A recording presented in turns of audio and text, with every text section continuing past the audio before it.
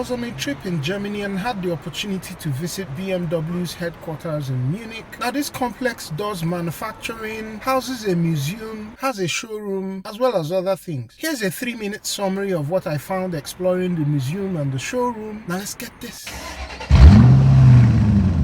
I first started with BMW Welt, which essentially is a showroom for BMW. This houses the latest models, and by the way, BMW also owns the Mini as well as Rolls-Royce, so you're going to find all these brands here. But for me, I was focused on BMWs. Check out the latest M5 in yellow. BMW M models usually feature modifications in the engine, transmission, suspension and aerodynamics, all geared towards improving performance on the car. I also saw this BMW M8 competition, which is the top of the line for the model. One thing you may not know about the M models is that they are all tested and tuned individually at BMW's private facility at the Nürburgring racing circuit, which is one of the places you can go and floor your pedal to the metal. I also saw this interesting cutaway of the 2025 BMW iX SUV. BMW's iX lineup is all electric and is their response to the competition from the all-electric manufacturers like Tesla, BYD,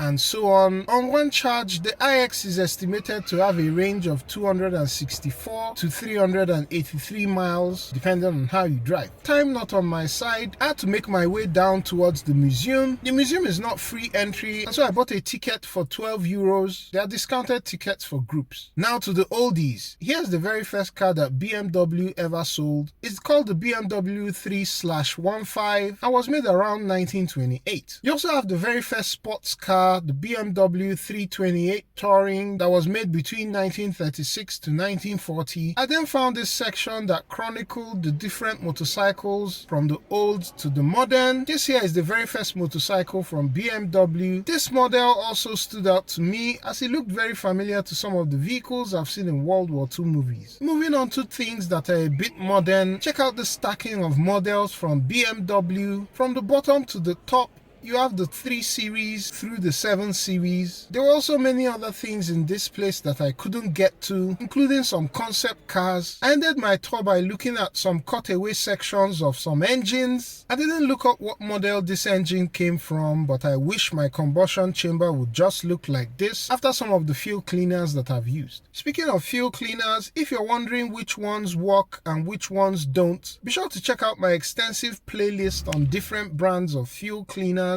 Back to the subject, if you love car history or the BMW brand, this is one place I would recommend you visit if you're in the area. Do let me know if you want to see content like this from time to time on the channel, or if I should just stick to DIY stuff. Do like and subscribe if you've loved this, and I'll catch you on the next one. Peace!